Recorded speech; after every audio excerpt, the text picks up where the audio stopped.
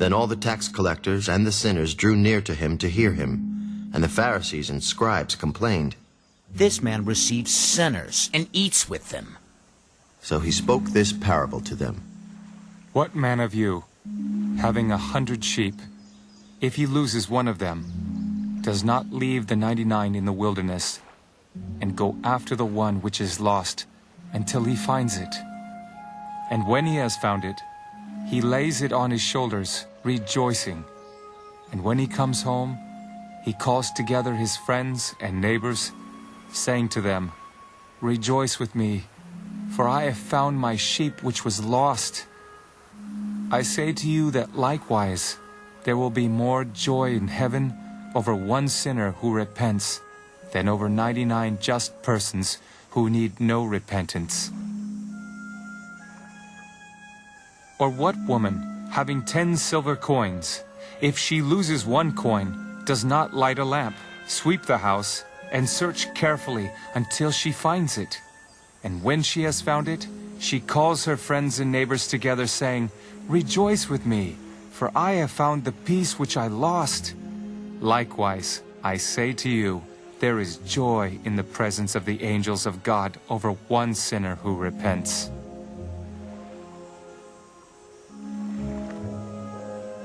A certain man had 2 sons, and the younger of them said to his father, "Father, give me the portion of goods that falls to me." So he divided to them his livelihood. And not many days after, the younger son gathered all together, journeyed to a far country, and there wasted his possessions with prodigal living. But when he had spent all, there arose a severe famine in that land, and he began to be in want. Then he went and joined himself to a citizen of that country, and he sent him into his fields to feed swine. And he would gladly have filled his stomach with the pods that the swine ate, and no one gave him anything.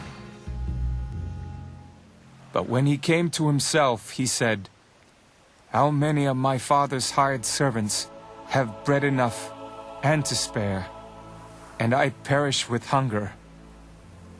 I will arise and go to my father, and will say to him, 'Father, I have sinned against heaven and before you, and I am no longer worthy to be called your son.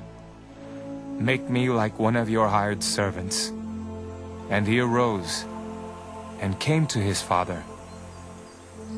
But when he was still a great way off, his father saw him and had compassion, and ran and fell on his neck and kissed him. And the son said to him, 'Father, I have sinned against heaven and in your sight, and am no longer worthy to be called your son.' But the father said to his servants, 'Bring out the best robe and put it on him, and put a ring on his hand and sandals on his feet. And bring the fatted calf here and kill it, and let us eat and be merry. For this my son was dead, and is alive again. He was lost, and is found.' And they began to be merry. Now, his older son was in the field. And as he came and drew near to the house, he heard music and dancing. So he called one of the servants and asked what these things meant. And he said to him, 'Your brother has come, and because he has received him safe and sound, your father has killed the fatted calf.'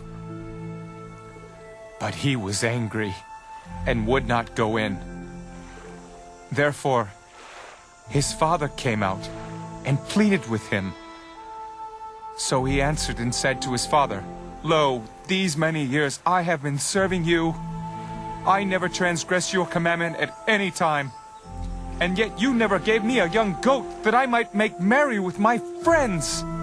But as soon as this son of yours came, who has devoured your livelihood with harlots, you killed the fatted calf for him.' And he said to him, 'Son, you are always with me, and all that I have is yours.